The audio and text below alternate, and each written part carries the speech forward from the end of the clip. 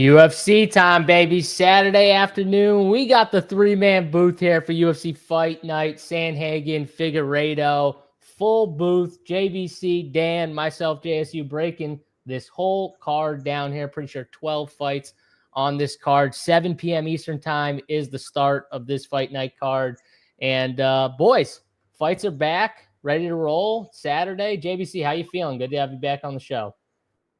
Good. You know, I actually really like this card, you know, especially for being in a random ass place like Des Moines. The fact that they got Bo Nickel on there, I think it's going to be spicy.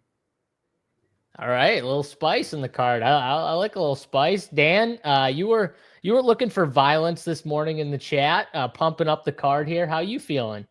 Yeah, I think there's a lot of fights with some sneaky finishing upside. I think the card is really going to benefit from being in front of a live crowd and not in a fucking warehouse in the middle of the desert. When I saw the card initially, I was like, oh, an Apex card. And then I saw it was in Des Moines, and I was like, okay, all right, like that's fun. You can't put Don'Tale Maize in front of 15 people. You got to put him in front of 40,000 people. That's it, Andy. Banned hammer right there. It's not a hoop show, so I couldn't be choking out. But it's an MMA show. Big T doesn't show up on the MMA shows, so it couldn't have been that. We'll get it right. We'll get him eventually. Yeah, eventually. You know what I mean? Back when the hoop shows get back going, you know, maybe Monday. But for now, we got JBC and Dan here, so we're clear of that one. But boys, you like the card?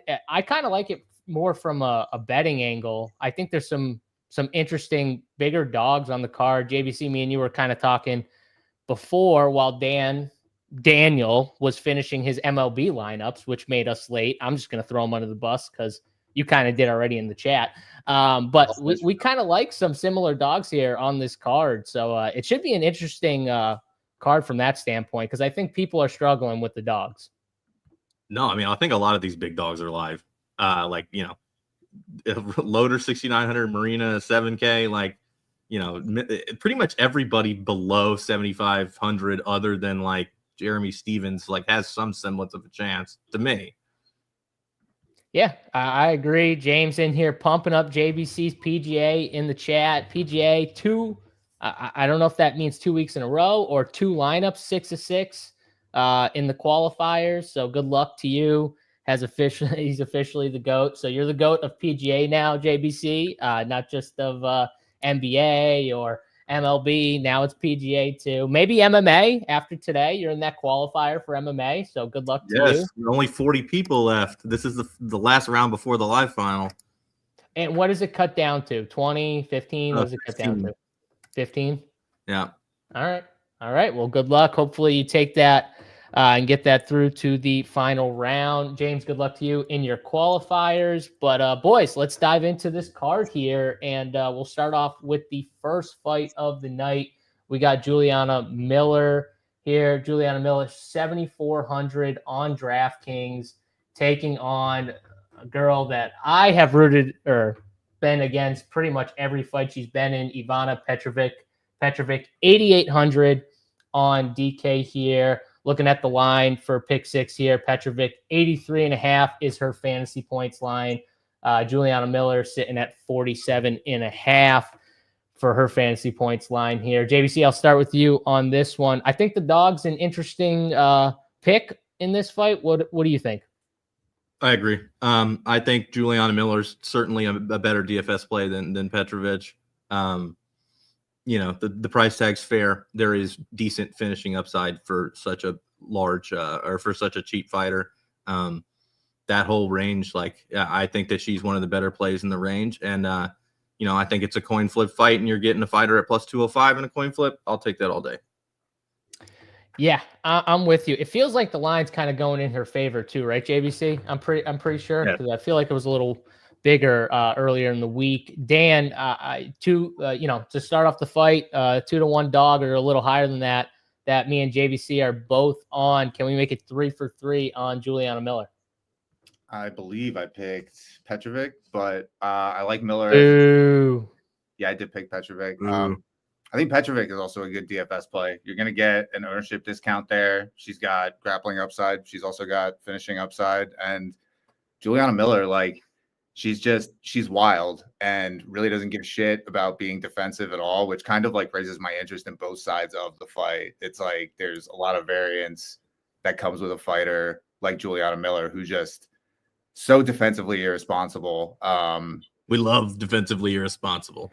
Yeah, we love defensively irresponsible. We love low level women's MMA where we expect there to be like a lot of grappling exchanges, just like a lot of crazy shit that you turn your head 1 second and then the next you look back and like Ivana Petrovic scores 120 in a second round finish or a third round finish just because she smashed Miller. Like last time we saw Miller, which was about 2 years ago, she got absolutely taken apart by Luana Santos. And so she's been gone for a long time. Presumably, she's kind of shored up the parts of her game that are lacking, which is pretty much all of them. But I wouldn't be surprised to see a better version of Juliana Miller come out in this fight. So I think both. I'm gonna try and talk you a little more onto the Juliana Miller side. So first off, yeah, the last time she came out here, she fought Luana Santos, who I think is much better. First of all, she's probably the best girl that she's fought in the entire MMA. She did get finished, but she was going for the finish. She was moving forward. The problem with Luana Santos is she's actually dangerous. Like she has some power. She's got good grappling, so she can threaten you anywhere.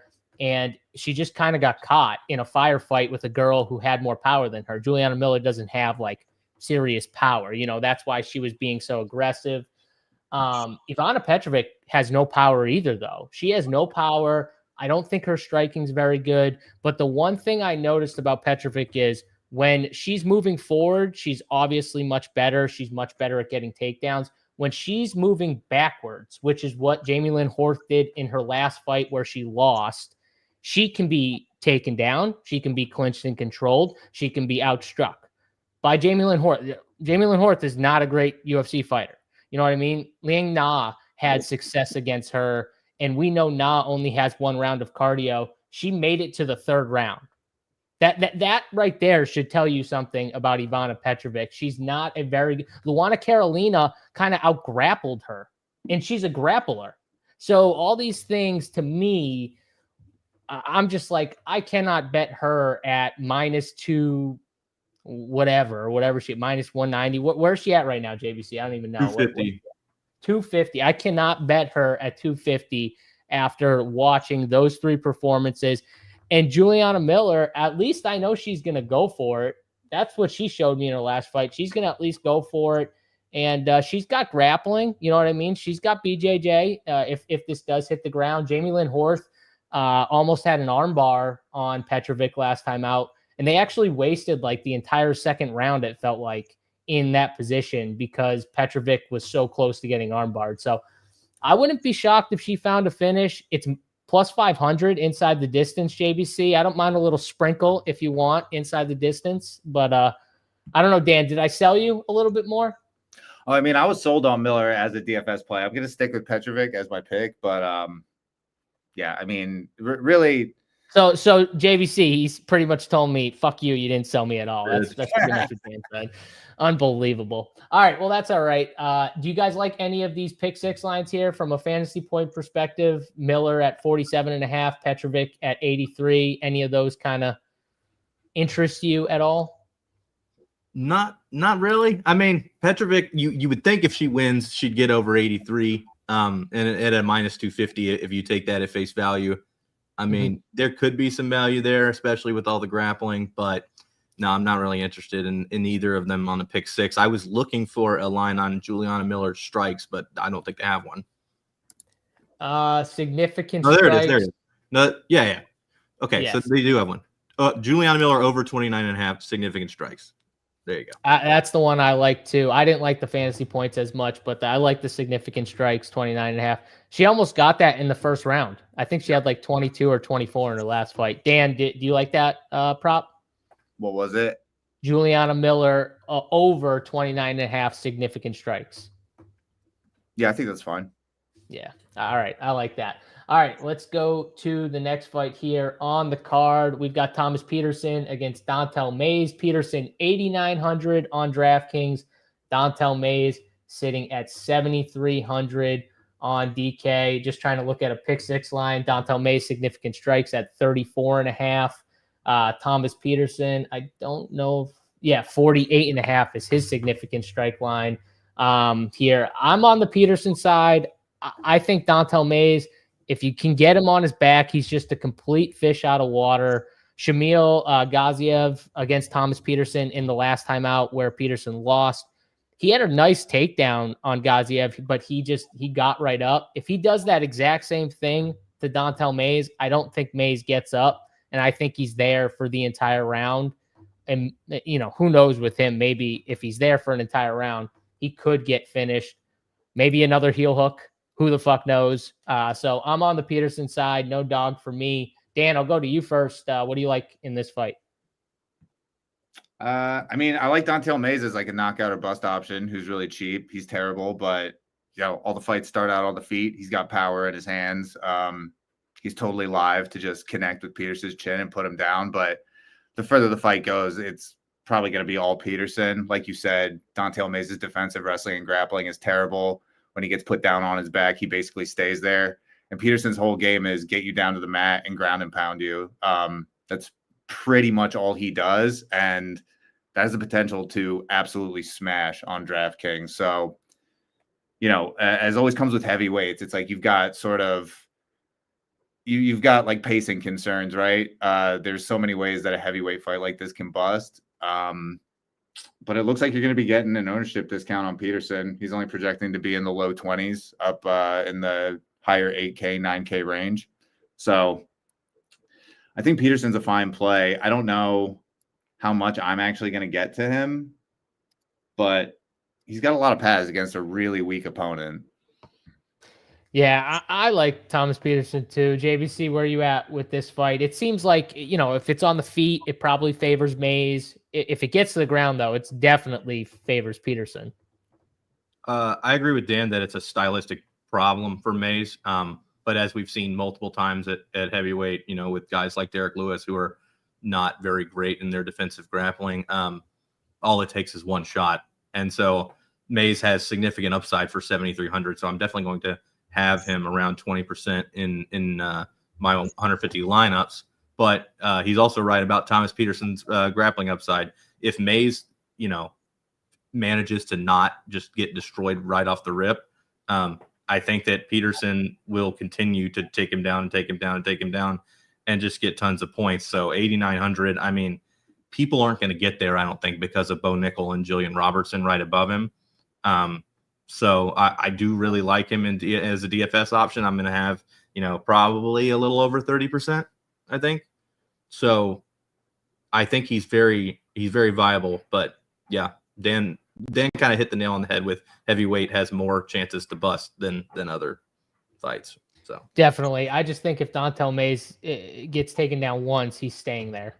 So it's not like Thomas Peterson's going to have to do it a ton of times. Like once around and he's there pretty much is more my point. But he obviously has the puncher's chance on the feet.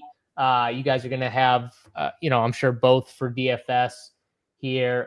Do you like the Maize significant strikes, or is it just something where like it's probably not a significant strike line to touch because of how one way this fight could go, JBC?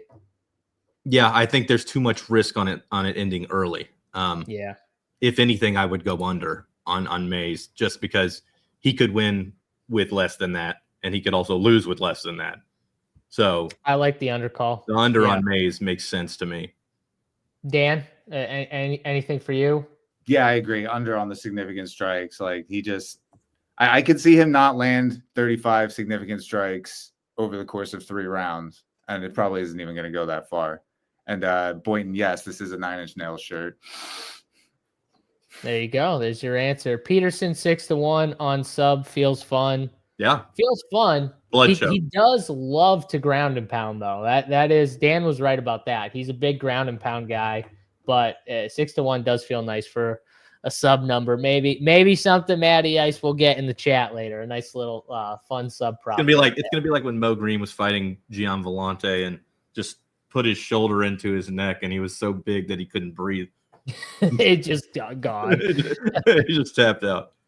They are big boys, but we'll see what happens here. I'm definitely higher on the Peterson side. These guys are going to be on both sides here for DFS, which kind of makes sense because Maize is knockout or bust, and it's always nice to have those type of guys split a little bit. Let's go to a more, I would say, closely lined fight here with Quang Lee, 7,700 in DFS versus Gaston Balanos. Balanos here, 8,500. 2 wins in the UFC, 1 loss. In his wins, they were decision wins.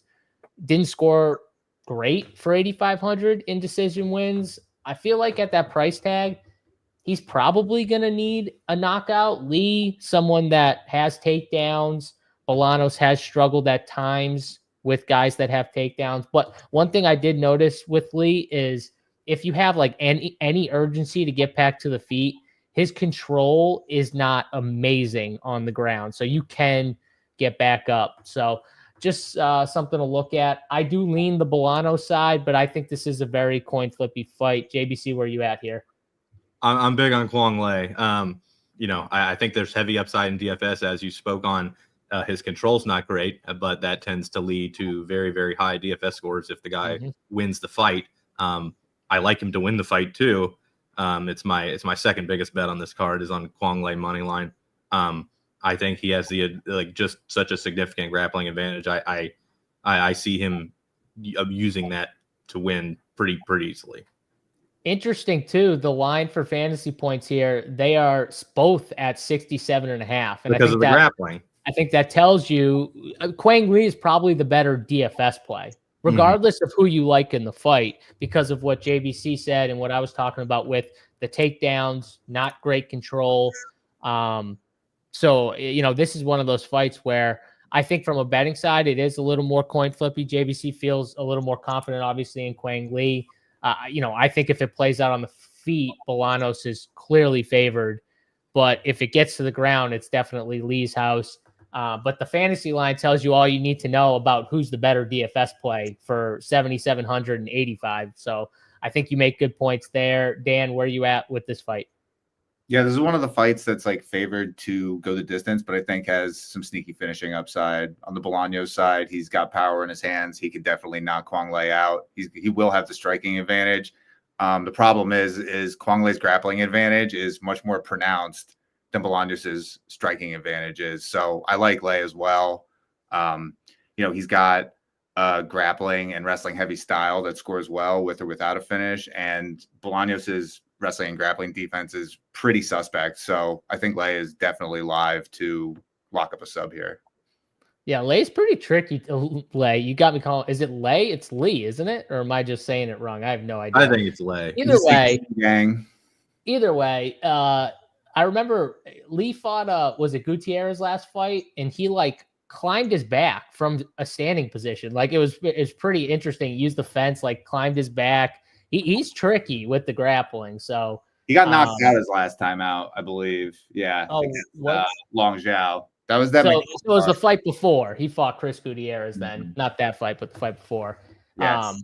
But either way, yeah, I agree. He's the DFS play. I think I'm less on Bolaños for DFS, more on the Lee side. And I don't know what his takedown number is because on pick 6, he doesn't have a line for takedowns. I didn't look at the books, but I would like the over. If you like, takedown props or something like that, if the line set at 2.5 or something, I don't know what it is, but I think Quang Lee's going to get a couple takedowns here because control not very good. Do you like the fantasy point line, JBC, at all for Lee? Not for Lei, because I think either way he has to win to get over 67.5, and so as a dog, I think that's kind of coin flippy. Bolaños' fantasy point line is a lot more interesting because I think if he wins, then he gets over 67.5, and he's minus 122. So I think there is some edge there in taking Bolaños over in terms of on the pick 6 line. All right, there we go. That is Bolaños. What's your what are you going to have for exposure on this fight, JBC? Are you going to have any Bolaños? Because I know you were super high on Lee. Is this a fight you're going to go one-sided more? I'm looking at 20% Bolaños and 30% Lee or Lei right now. Okay. there you go. So you'll still have some Balanos at that price. Dan, where you at with the DFS side? That's exactly what I have too. It's just, bantamweights, they're going to go out there. There's going to be a lot of action. So again, I think this is kind of this fight has sneaky finishing upside. Christine coming off. JVC looks like he drank some Henny from the fountain of youth with the beard. There you go. Getting some love from Christine, saying you look 10 years younger with that beard cut right there, JVC. I think he looks pretty professional, Christine, too. I'll throw that one in there. I think he looks very professional with the beard cut. All right, that's Bolaños and Lee. I'm with these guys that I'm going to be heavier on the Lee side for DFS at least. Let's go to the next fight here. Jillian Robertson, 9,200 on DraftKings versus Marina Rodriguez, 7K on DK. Marina Rodriguez coming off of that 3-round decision loss to Lucindo, where honestly, if she could have stopped one takedown, she wins this fight. But she just couldn't stop the takedown she needed. She was outstriking her, in my opinion, and it literally just came down to stuffing a takedown or two, and she couldn't do it here. Because on the feet, Marina Rodriguez is better than a lot of girls. But, man, it's just the takedowns. And, Jillian Robertson is going to come in with grapple heavy. She's going to try and look to get her to the mat. And once she gets you down, you're in some danger for a while. So, I mean, Marina Rodriguez can survive, obviously. She's pretty good at surviving a lot of decision losses recently. But, I know, JVC, I know you like Marina Rodriguez as a dog. Talk about why you think she's more live at this plus 225 number. I think her striking advantage is just as significant as Jillian Robertson's wrestling advantage. Obviously, wrestling is a little more important than striking, and these fights tend to favor the wrestler. But when you get a price discrepancy like 7,000 versus 9,200, I really, really like Marina Rodriguez at that price. And another price I like is her inside the distance numbers plus 900. And as you spoke about, she's got power in her hands. Like, we've seen her knock girls out before. So I'm definitely leaning into the Rodriguez side of this fight. I will have Jillian. I'm not going to try and go get all the way to market, but because I think that she's going to steam up to 40% owned or something crazy. But yeah, I really have no interest in Jillian Robertson whatsoever, and I like the Marina Rodriguez side of this. Yeah, I'm on the other side. I unfortunately think, even though I love Marina, and I agree with you on the fact that her striking advantage is a big advantage, I've watched this time and time again. I've bet it. I've bet her as a dog and said the exact same thing, and then watched her time and time again just lose fights because she can't stop a key takedown. Dan, where are you at with this fight here, Robertson and Rodriguez? And no interest whatsoever in Robertson is really surprising to me.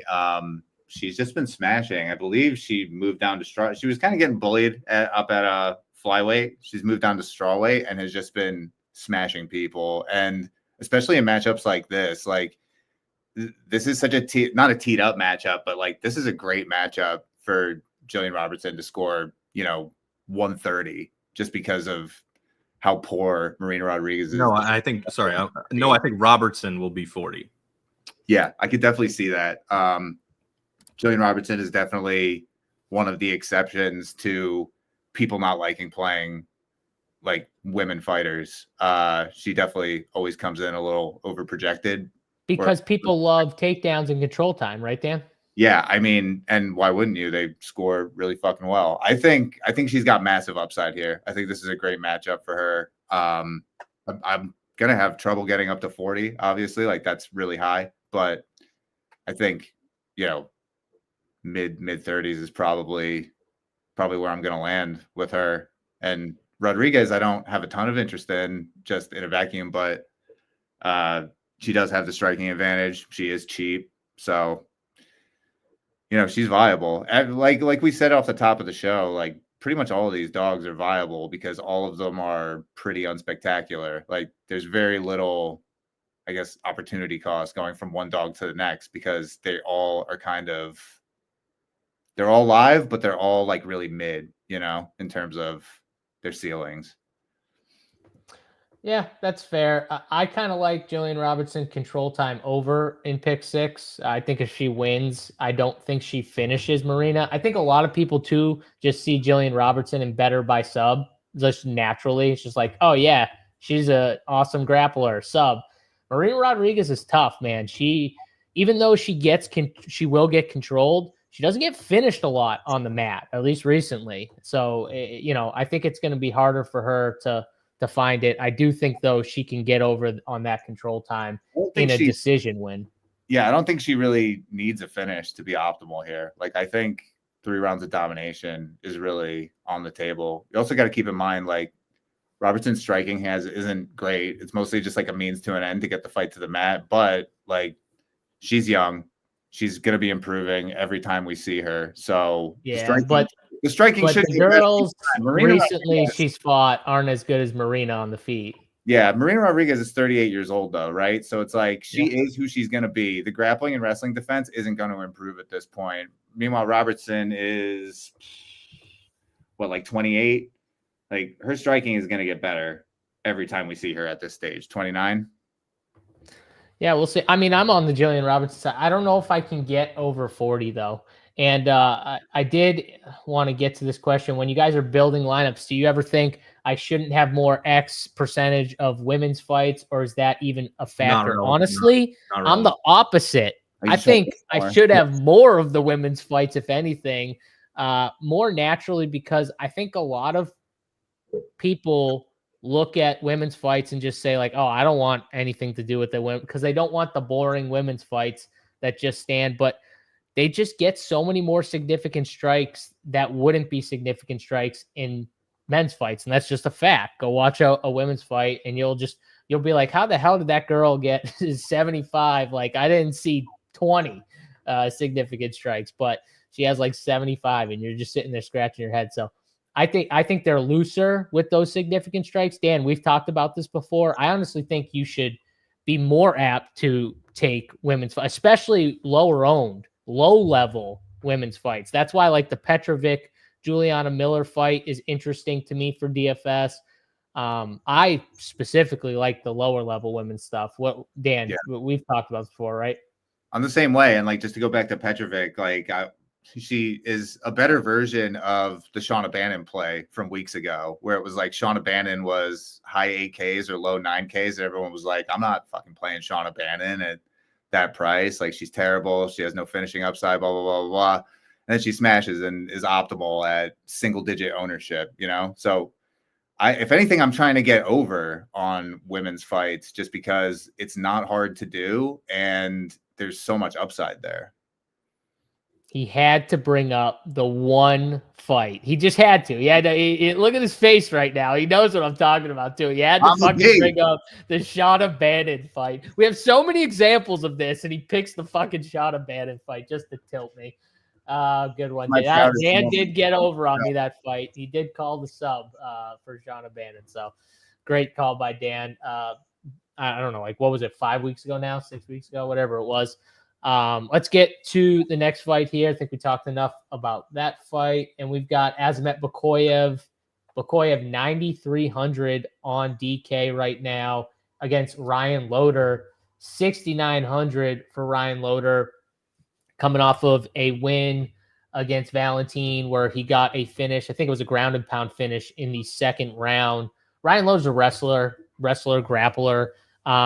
He doesn't have like crazy power on the feet. His striking's not really that good. But he's very good at wrestling. That's his thing. He's a wrestling coach, I'm pretty sure, is a Team Alpha Male. I can't remember off the top of my head, but he's like their coach. So he's obviously extremely good at it. And I think that's going to play a key into how I could see his path to victory, because Azamet is also someone who is a wrestler. But at the same time, I don't know if he's as good as Ryan Loder is at wrestling. I think Ryan Loder might be better than him. I watched Azamet Booyv a few fights ago against Dylan Butka in a 5-round fight where Dylan Butka was stopping takedowns, out scrambling, even if he got taken down, getting back to his feet, reversing positions. and came to a split decision with Dylan Bucka. So let that sink in. A 5-round fight with Dylan Bucka, and he almost lost that fight. There's actually a case to be made. He did lose that fight because he honestly was just holding on to Dylan Bucka at the end of that fight. So Dylan Bucka's not very good. I think Azamet Bukhoyev is a decent fighter, but this line just seems way too wide. And again, I can see a path to where Ryan Loder wins a decision. It would be if he can out-wrestle Azamet Bukhoyev. It wouldn't be standing with him, but I think that could happen. So I'm going to play more Ryan Loder. I'm going to bet Ryan Loder at this price tag. I think it's still a little wide. JBC, where are you at with this fight? Yeah, I mean, I think Ryan Loder certainly has a path to victory that is a lot wider than a plus 260 line would warrant. You know, I do think he is the superior wrestler. From a DFS perspective, I'm not as interested in it because I don't think he's going to be able to chain takedowns or anything like that. And if he wins, I think it would be by decision. And I think he would only score 60 or 70 because Bukhoyev would probably win a round. But you know, Ryan Loder's weaknesses on the feet, I think, are just too from a DFS perspective. I like Bukhoyev because I think Loder's problems on the feet will get exposed and it might get knocked out quick. All right, there we go. So you're betting Ryan Loder, but you're higher on Bukhoyev. I have a ton of Bukhoyev in DFS, but I bet Ryan Loder. Okay, yeah, I got you. That makes some sense. Bukhoyev strike line sitting at 49.5. I kind of like the under on that, Dan, because I kind of agree with JVC. Like, if Ryan Loder's not having some success, it could be a quicker knockout if he doesn't have success wrestling. So even in a knockout win, he could get under that significant strike line. So I think the under's interesting for me personally on Bukhoyev. Where are you at with this fight? I think that's definitely in play. Yeah, Bukhoyev is clearly the more dangerous of the two. Loder is definitely the better wrestler, but like JVC touched on, Bukhoyev's advantage on the feet, much more pronounced. Again, he's much more dangerous. I'm going to have more Bukhoyev for those reasons. Also, Bukhoyev is a pretty decent defensive wrestler and grappler. I think probably good enough to stifle Loder's offense, but honestly, Loder could come out and have a ton of wrestling success. I'm going to have both sides of this fight. You can make a really good case for both of them, but I do prefer the Bukhoyev side just because he, again, like JBC touched on, like Loder is going to have to probably string together 15 minutes of wrestling success, and I don't think that's as likely as Bukhoyev just putting him out. Yeah, that's fair. I'll just keep going back to. I can't get the Dylan Bucka fight out of my head, so I'll keep going back to that. But like, yeah, Ryan Loder's better than Dylan Bucka. That's all I'm gonna say. He's just he is. So, that's that fight. It sounds like from a DFS side, we all agree that Bukhoyev probably has the higher upside. I will say though, like JBC said, if Ryan Loder wins, he probably scores 60. Honestly, at 6,900, I'd take 60. Like, what if this card has a mostly favorites win? I don't think Peterson Figaredo could score 60 in a loss. He could, but I'm never playing like the right. two Yeah, main guys, obviously. But yeah, he could. You're right. You don't really need to play the main event stack for the 60 and a loss to come through, though. You just need Sandhagen to get outscored by the rest of the top. Yeah, it doesn't matter because Marina's getting 100.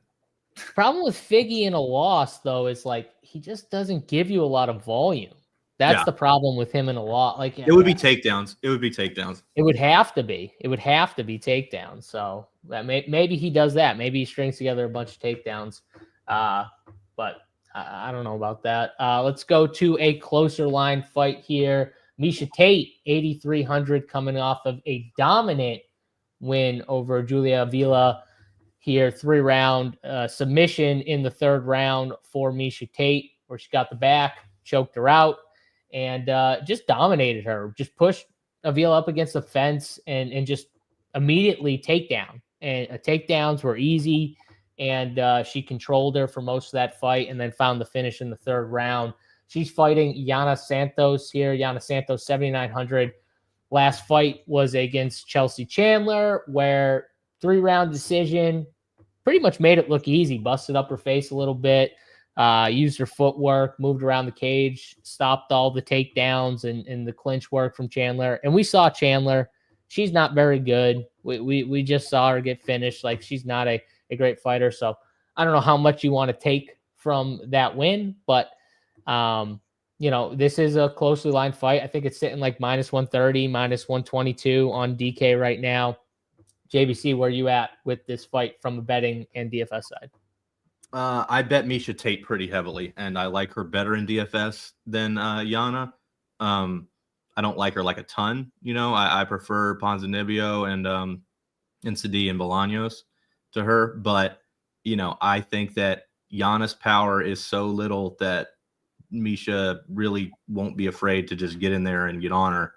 And so once she gets her hands on her, you know, it may be some boring, you know, lay and pray type stuff, but I don't see Miesha having very much trouble in this fight. Yeah, if she gets her down, I think Misha's definitely going to win in her world. Her control time right now, I think, is sitting at 5 is the number, JVC, on picks, or 5:30 control time. Do you like the more on that? Well, the only fear there is a sub. So, you know, Yeah. I don't know that I like that as much as I like the takedowns over 2.5. Okay, the takedowns over 2.5. I like that too. Dan, where are you at with this fight here? Tate, obviously dominant with the wrestling versus Yana Santos. Yeah, I definitely prefer the Tate side for DFS, also as a bet. Yeah, she excels. She's got no striking, but she excels where Santos is the weakest, and that's defensive wrestling and grappling. So I think this is a smash spot for Tate. She's 8,300. A win for her is going to come with a bunch of wrestling and grappling, control time. Scores really well on DraftKings. On the Santos side, we sort of touched on it earlier, where it's like the scoring is so much more lenient, and Santos's whole game is predicated on like pushing her opponents up against the cage and just sort of landing these tiny little sort of like pitter patter shots. So before you know it, over the course of 3 rounds of just like pushing her opponent up against the cage, she's landed over 100 strikes of just these little ones, you know? So those score pretty well, 7,900. I think she's viable. I'm not going to go crazy on it because I don't think she's going to be very high owned at all. I've got her projected to be 12%, but you know, if you want to get around like 15 on Yana Santos, I don't hate that. Yeah, I think the problem with Yana Santos is I think for her to win this fight, she's going to have to be circling a ton. She's going to have to stick and move, because if she stands in front of Tate for too long, Tate's going to just back her up against the fence and get her against the clinch and take her down probably. So she's going to have to be very careful about, you know, when she gets in tight, getting away quickly, using her footwork, circling. And I just don't think that's going to score very well. If Miesha can't get her down, it's because she couldn't close the distance, which means it's probably a pretty boring fight from the, you know, Miesha side and from the Yana side. It's just Yana would win like a striking, you know, boring striking exchange pretty much. So, because she is a little quicker on the feet. She is. She has better kicks, probably, Yana. She's a little longer. So that's how she'd win. She'd stay at kicking range and she'd kind of circle the cage. So I don't even think in a win she would score very well. So I don't like Santos for DFS. I'm with you guys. Tate side all the way. I think she's got the big upside too to have like a monster score on DraftKings. So I like the takedown prop that JBC talked about over 2.5. I think is a good pick 6 bet. Let's go to the next fight here. Mason Jones back in the UFC, 9,500 on DraftKings versus Jeremy Stevenson. Stevenson, 6,700. Is he from here? Is he a hometown guy? Jeremy Stevens is from here, yes. Yeah, I thought so. Yeah. So he's back. Yeah, he was. I saw an interview with him, and he was talking about, you know, after he did so well in bare knuckle and killed Eddie Alvarez, that he called, like, once he figured out there was a Des Moines card, his wife was like, "You should call Dana, like, just call him." And here we go. Now, he had her write the message to, I'm pretty sure, and he sent it, and like Dana got back to him like a week or two later at like 2 a.m. or something like that. He was saying, I heard the same thing too, JVC. It was interesting listening to it because I guess like he changed his number or whatever. So that's kind of cool. He got back in for this fight, and he fights a dude who's getting back in the UFC too, Mason Jones, coming off of I think 3 fights outside of the UFC. I watched all 3 fights. They were literally like carbon copy, exactly the same. Mason Jones did the exact same thing in every single fight. He's going to move forward. It's kind of what he did in the UFC too. So I don't know why like he went away from the UFC. Like he's a perfect UFC fighter. He moves forward. He's going to want to throw down. He's not as fast as some guys, but he'll exchange with everybody. And then he has takedowns. He's got good grappling if he needs to do it. His Cage was a Cage Warriors fights. All 3 of them, he pretty much just broke every single guy. Like he just moved forward and would just beat them up. In all 3 fights too, he went for 1 takedown in the last fight he did, and it was in the 3rd round where he had already busted up the guy's eye.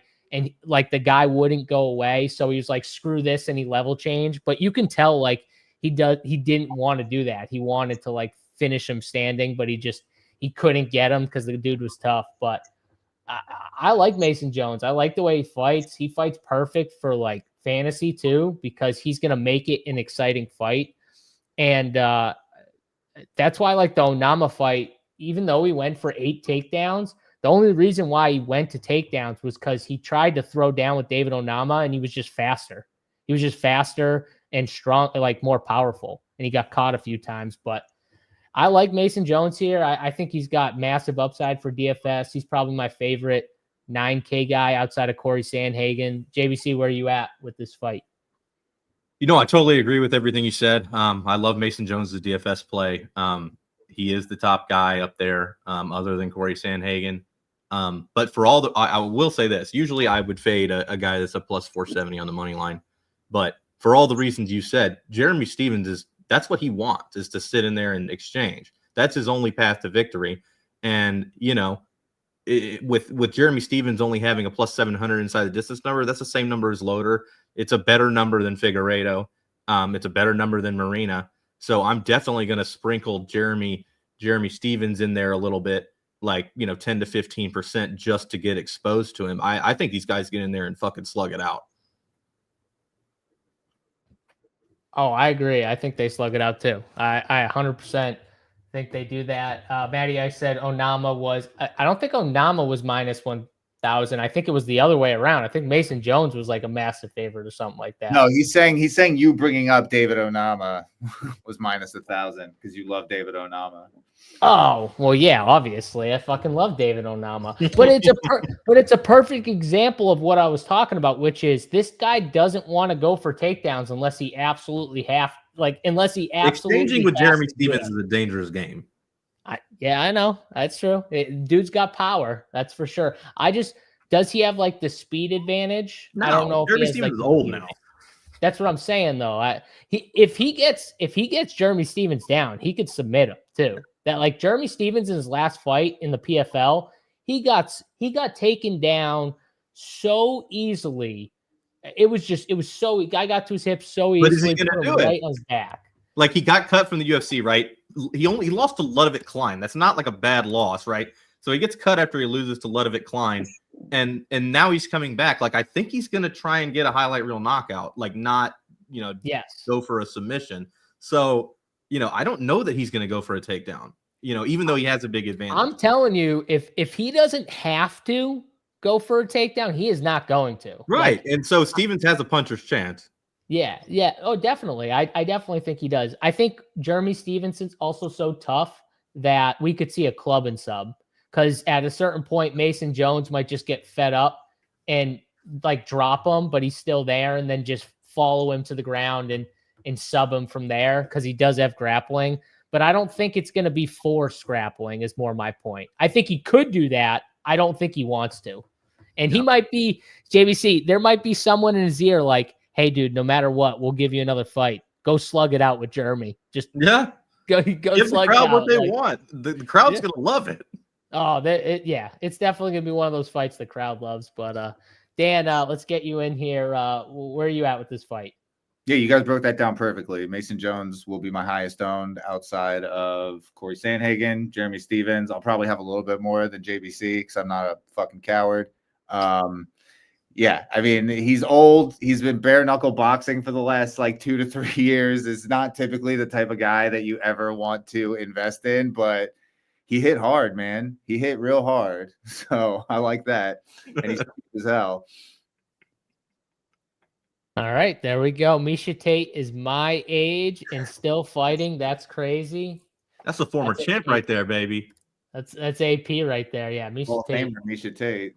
Respect Miesha Tate right there. Put some respect on her name. She's still fighting.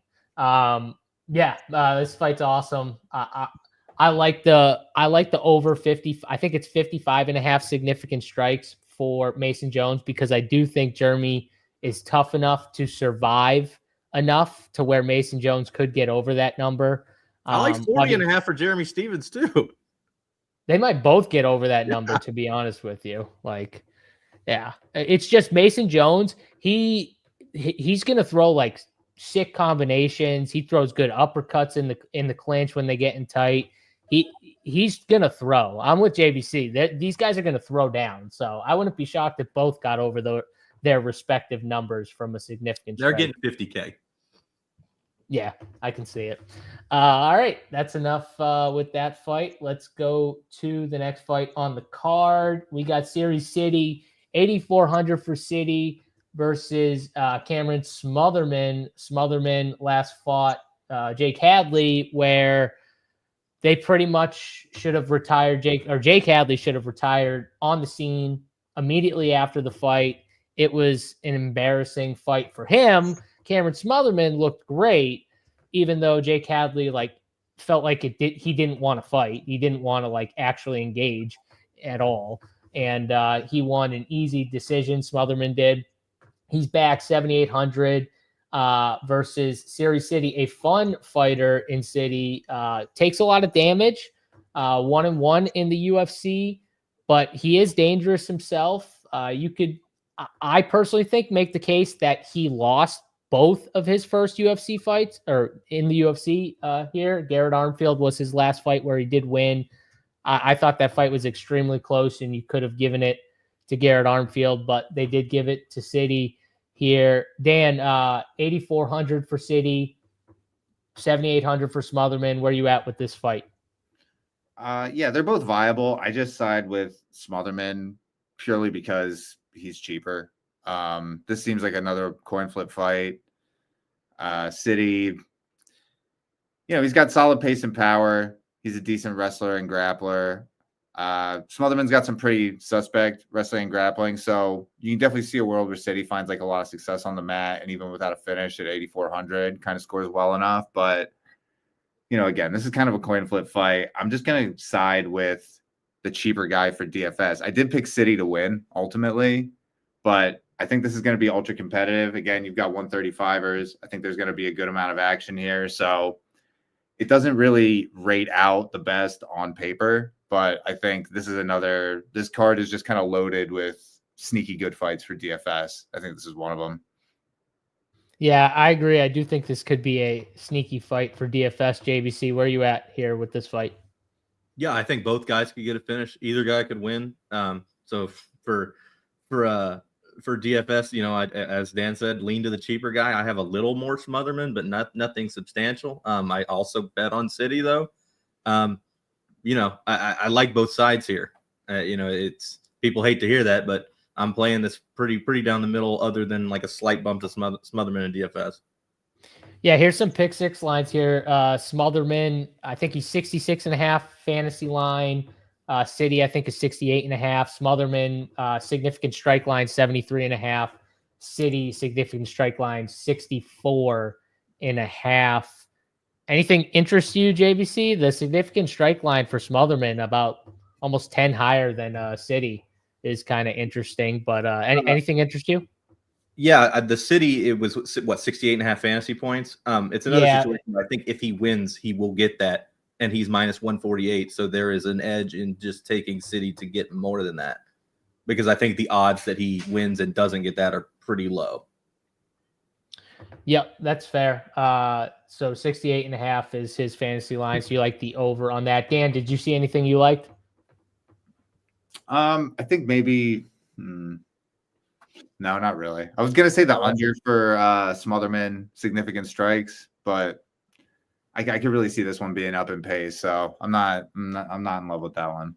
I kind of feel like it's a decision fight too. I think they both like bang, I think they both throw down a little bit, but I feel like it's a decision because City's tough and Smotherman's pretty tough too. So I don't know if one of them.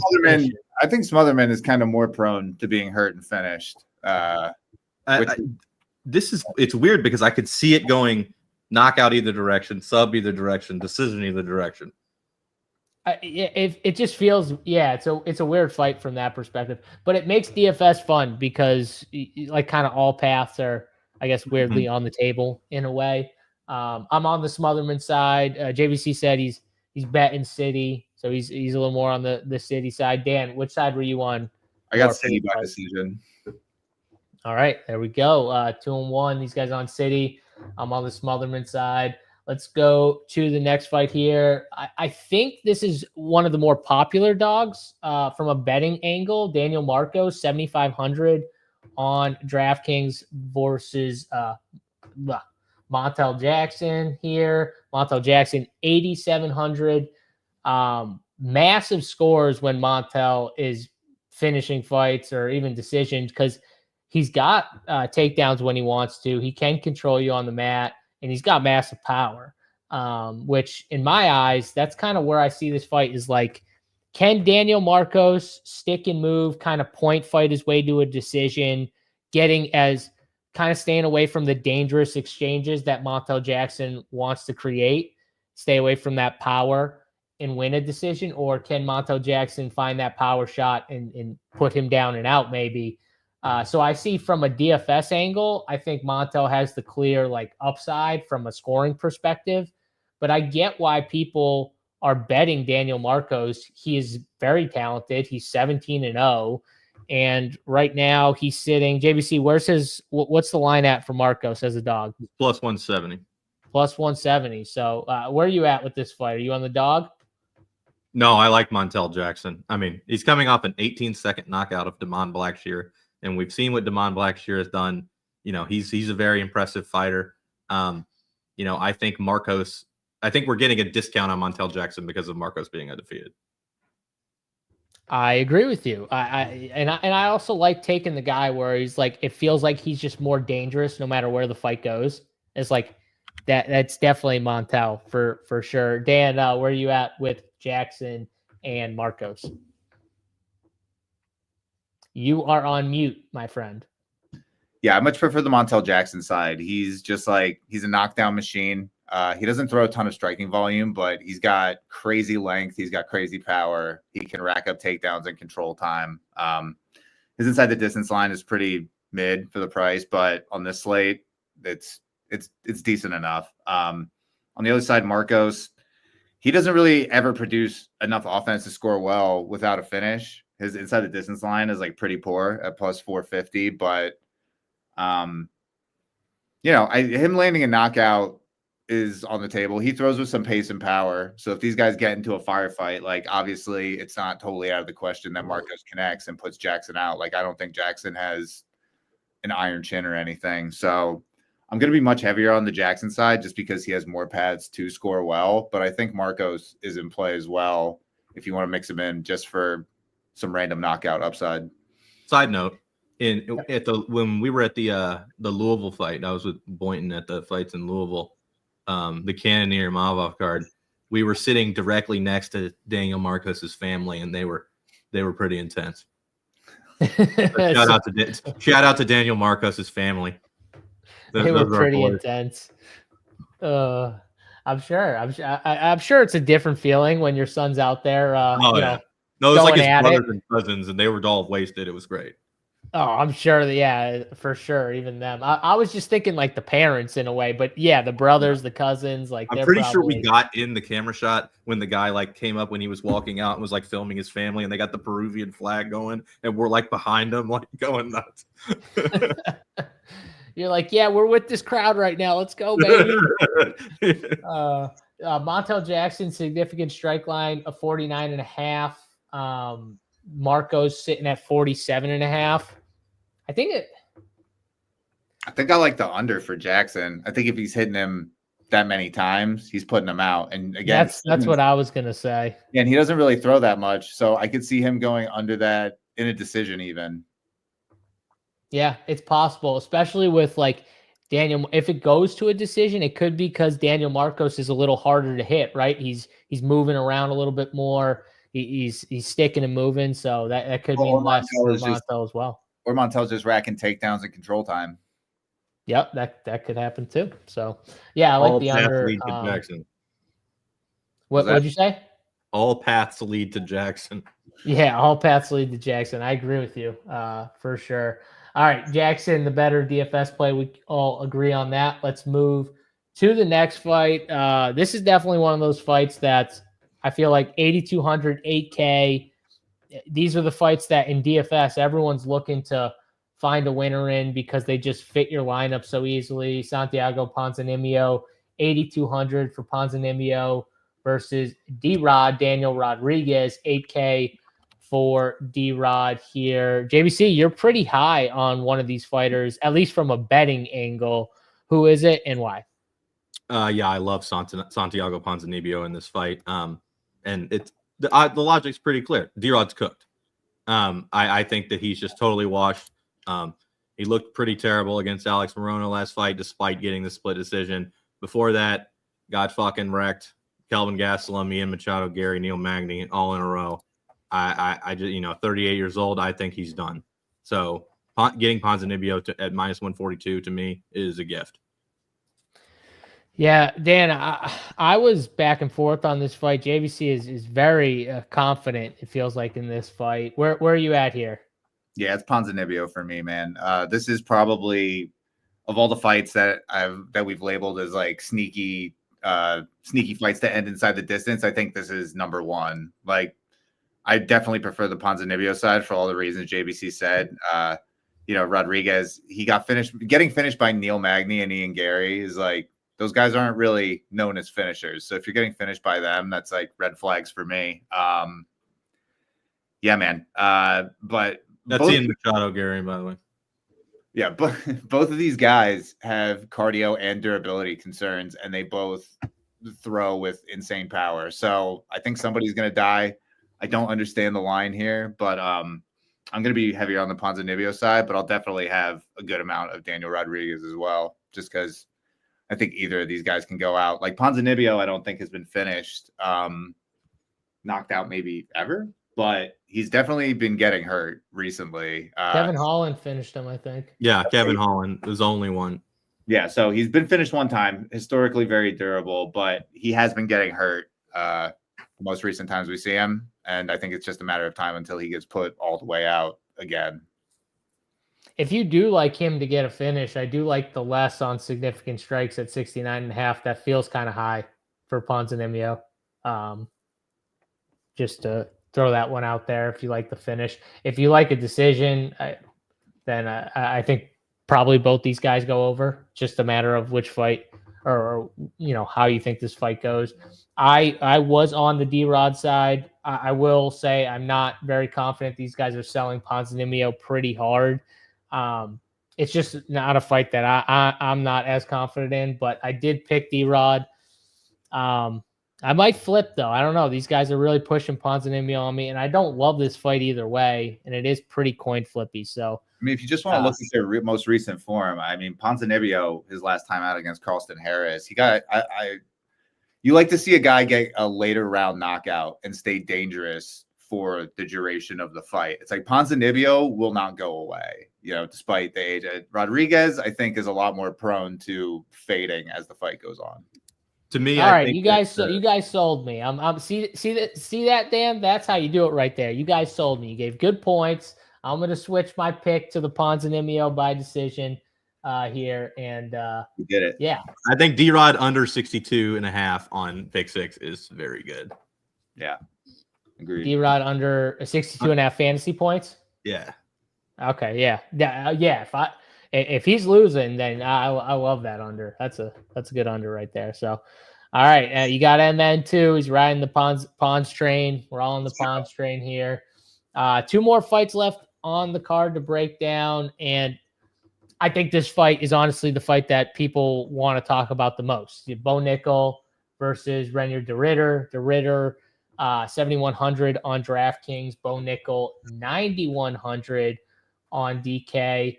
And honestly, it's the first time I think in any Bo Nickel fight, JBC, where we actually have a line that we can look at. Because in all of his other fights, minus 1,000, 1,200, you can't bet these things. You know what I mean? Like, they're just not bettable. But the inside the distance line is bettable.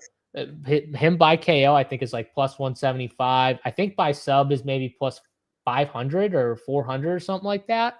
So there's at least things we can talk about here. If you like Bo Nickel, I think Bo Nickel is going to win. It's a matter, though, of how this fight goes, because we just saw Bo Nickel fight Paul Craig, and what did he do?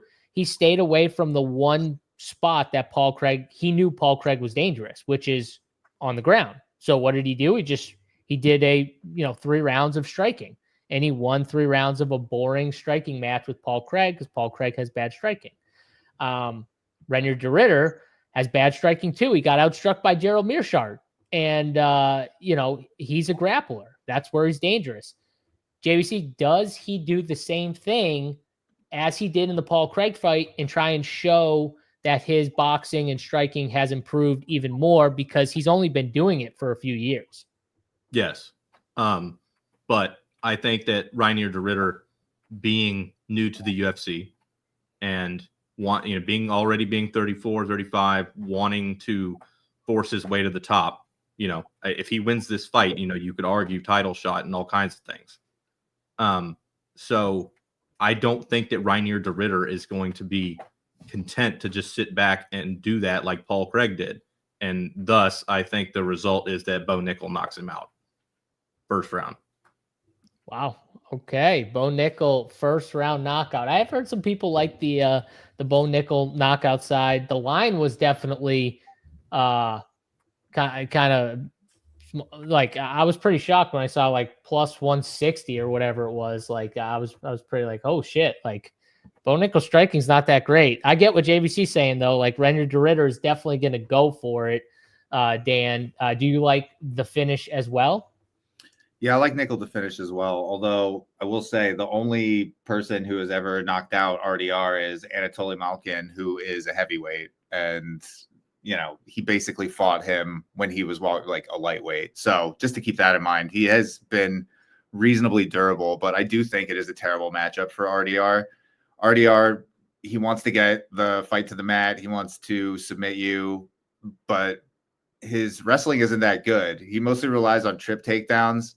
I think Bo has a big enough wrestling advantage that he's basically just going to neutralize what RDR is bent on doing. You know what I mean? So bad matchup for RDR. I think what JBC said is right. Like if he comes out aggressive, Bo definitely has a ton of power in his hands and can catch him. And the Paul Craig fight was horrible to watch, but in retrospect, it is pretty understandable. It's like Nickel knows that Paul Craig is not really a threat to him on the feet. He knows that he has to work on his striking. So it was just a good opportunity to work on something. And he knows that he's got his wrestling in his back pocket if he needs it. So that fight also was part of your theory where all MAGA fighters do shitty in front of President Trump. Which they do. Oh my God, we were just. What if he flies in just for this one fight? Dude, we were just in Miami. Trump showed up, and Chandler got. It was terrible. Chandler was terrible. He got. He got killed by Patty. They all choke in front of President Trump. They do it every time, man. Every time, dude. And before that, I remember talking about the fight, and we were all like, "Man, like." I can't believe Patty Pimblett is this big of a favorite, but that line has to tell you something like that. He's that big of a. We're very wrong. We were very He wrong. got Patty beat destroyed. him. I mean, That I was bet awesome. Patty, but I was I like, needed man. Chandler. I needed Chandler at that point of the night. I was on him pretty heavily, but Yes. I really enjoyed watching Patty take him out back. I just never play Chandler. I never bet Chandler. Like I've just sucks, never dude. been a Chandler guy. Like I just can't do it. So, but yeah, I mean, it's crazy. Yeah, Colby. They all JBC might be onto something. They all choke. They all choke in front of him. So. I mean, he is the president. Like it is something. I don't know. All these fighters. Yeah, I don't think JBC will have to worry about that for this card. I don't think. No, I don't think Trump's showing up in Des Moines. If he shows up in Des Moines, that would be wild. The main cards of the good pay-per-views. He's not going to the fight nights. He's a casual. He's a casual. No way. Trump's a fucking casual. No way. My favorite. Did you say Trump's a casual? No, yeah, no way. How many presidents you know would just like, yeah, I'm gonna fly to UFC for a big card. Dude, Joe Biden is locked in. They asked him who his favorite fighter Joe Biden's locked in. Could you imagine him watching UFC? Like, get him. My favorite is when they asked Trump who his favorite fighters were, and he listed off like 5 Russian guys. Yeah, he was like Khabib. Dude, he loves Khabib. Khabib.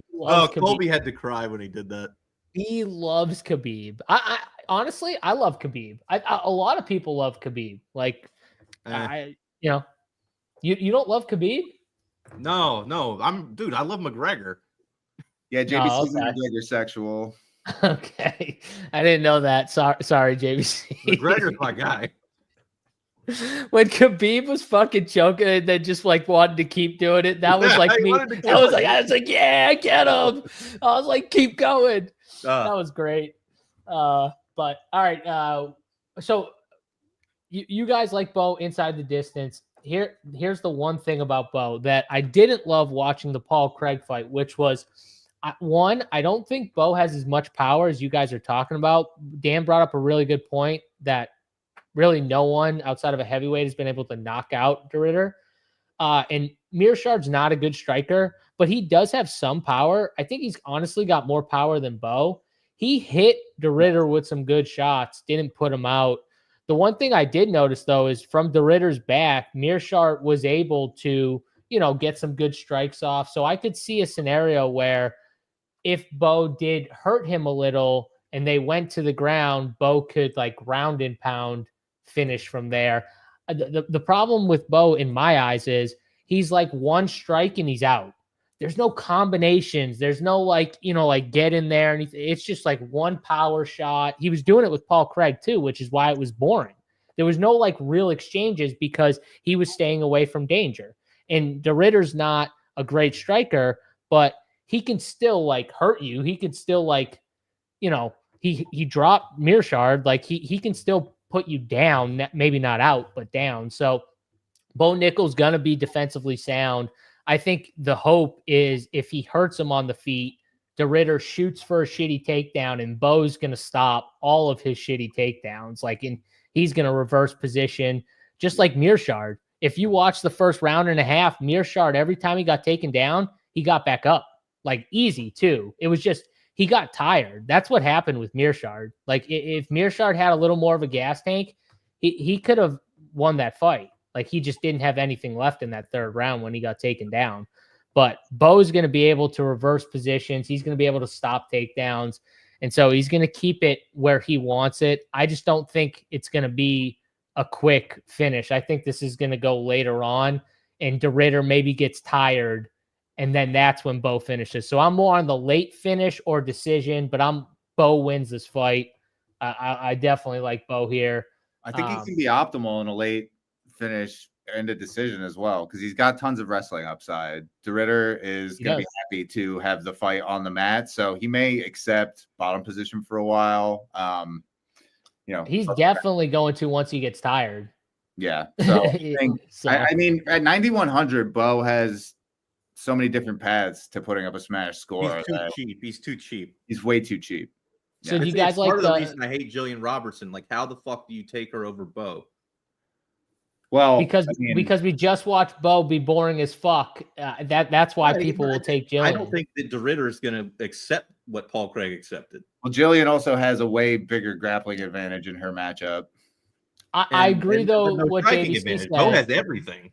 Derritter's going to move forward. That's what you're saying. Like Paul Craig was just like backing up with Bo Nickel. Like what? Like Bo Nickel's throwing one strike at you. Like he's not like throwing crazy combinations or anything. He's just literally one strike, and it's a big strike too. Where Paul Craig fucked up was he stopped eating vegan. He started eating meat, and he started sucking. No, I don't know about that. I don't know. Except for what you will. There's a theory there. You're on that theory too. The proof is in the pudding. Except he probably doesn't eat pudding. Probably not. Well, he does now. Fantasy points, 92.5. Do you guys like the over? Yeah. 92.5. Over on Bo Nickel. Over on Bo Nickel. I don't know if they give the under on Derritter.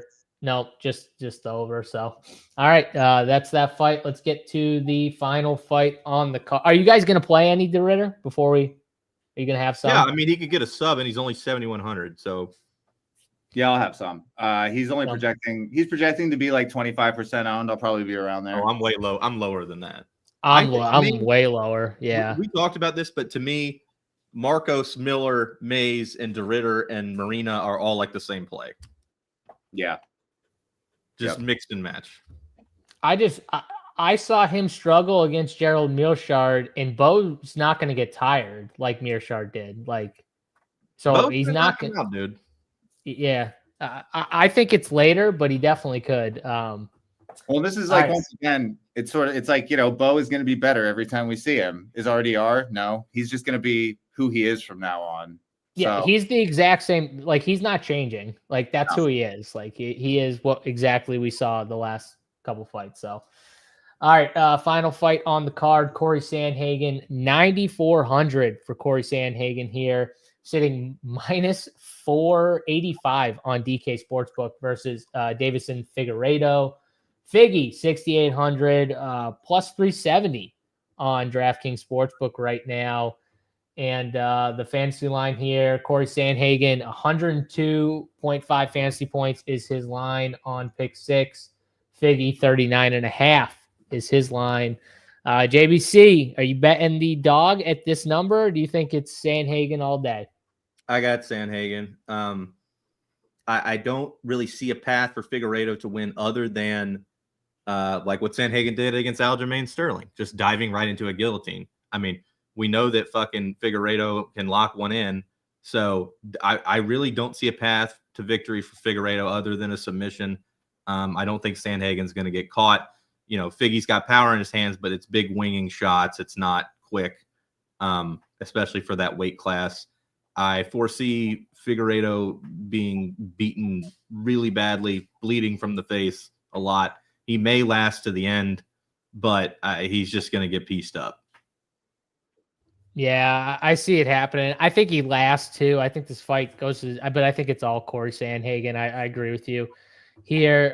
Dan, anything different for you on Sanhagen Figaredo? No, not really, man. JBC nailed it. Like Sanhagen just has, he's got basically everything you want from a 5-round fighter. He puts up huge striking totals. He's got multiple takedown upside. He's got finishing upside. He's going against a guy in Figaredo who, has routinely gotten outstruck, gets taken down, gets controlled. He can be finished. I'm just like Sanhagen is the implied probability that Sanhagen wins is 80%. I'm gonna have 80% Sanhagen. I'm gonna have 20% Figgy. It's like all Sanhagen for me. I'm gonna have 100% of this fight, obviously.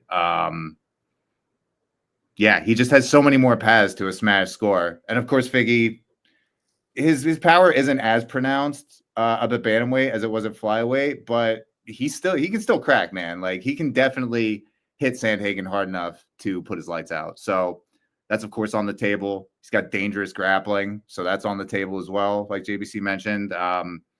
So yeah, Figaredo is kind of more dart throwy. You need an early finish because he also isn't going to be able to keep up with Sanhagen's pace. he's been slowing down towards the end of fights. So this sets up really, really nicely for a Sandhagen smash score. Yeah, I was just looking at their significant strike numbers on pick 6, 64.5 for Figaredo, and then like 110, I think, and a half for Corey Sanhagen. I think the Figgy line's kind of high, honestly. He doesn't throw a ton of volume. He just throws big shots. And their shots, like, I think Sanhagen is going to be able to kind of figure out after that first. If he can stay away from the power shot for the first, like, round and a half and just kind of beat him up with volume for a little bit, it's going to frustrate Figgy. And I don't know. I kind of like less on the 64.5 for Figgy. JBC, do you like any pick 6 lines here? I think Sanhagen over 102.5 fantasy points is more appetizing than the strikes. 102? I think it's very unlikely that he doesn't get that number if he wins, and he should win. So. Yeah, that's a good point. I like that too. All right. That is every fight on the card. Are you guys, what's your ownership on Figgy before we get to our best bet? 20. I haven't projected to come in 25, but I'm also going to be 20. Yeah. And then 80 on Sanhagen. Yeah. Yeah, JM Sanhagen. That makes sense. All right. We got some chatter in the chat. I think it went from talking about Prime Islam and facing Khabib to Jordan and MJ. We're all over the place right now. John Jones is I got them there, both behind me right here. Go ahead and argue. There you go. Fight about them both. Yeah, let's get to our favorite bet here. Guys, you have a favorite bet that you want to give out, JBC? Santiago Ponzanibio, money line. Bang, Dan? Miesha Tate, money line. Miesha Tate, money line. I'm going to go with,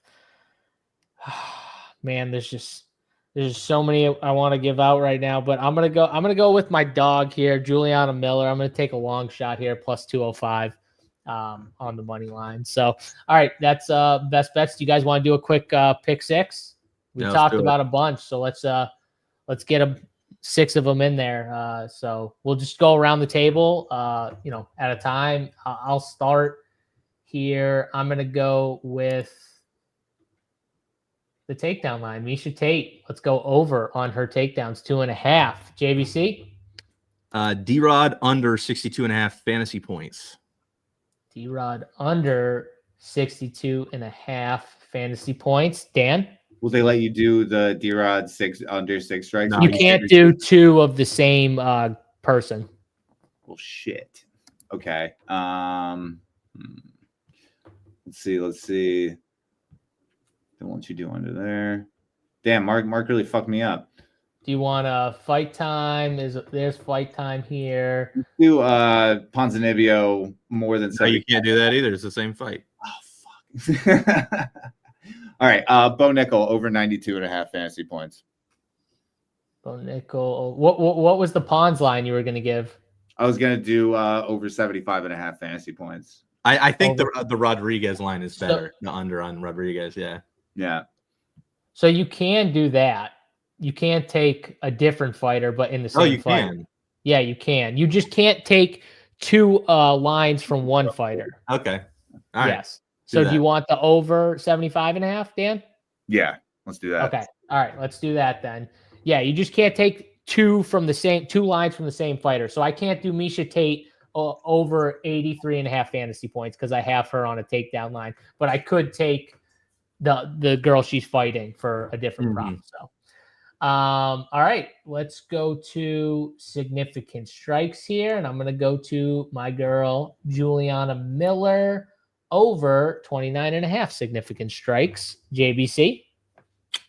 I am going to go with, let me find it.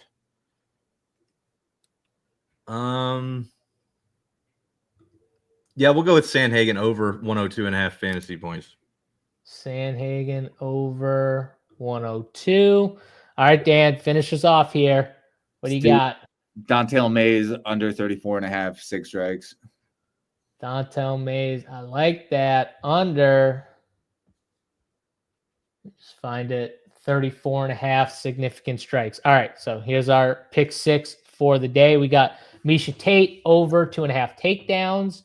D-Rod, Daniel Rodriguez, under 62.5 fantasy points. Ponzanibio over 75.5 fantasy points. Juliana Miller over 29.5 significant strikes. Corey Sanhagen over 102.5 fantasy points. And Dontel Maize under 34.5 significant strikes here. So, and I get a 30% winning boost here. I think I can only put 25 to use on that, but that's all right. So check that out, the promo on DK Sportsbook. If you got a 30% winning boost up here for any pick six that's over 3+ picks. I can put max of 25 for that. So we'll throw that there, and bang, there's our pick six for the day.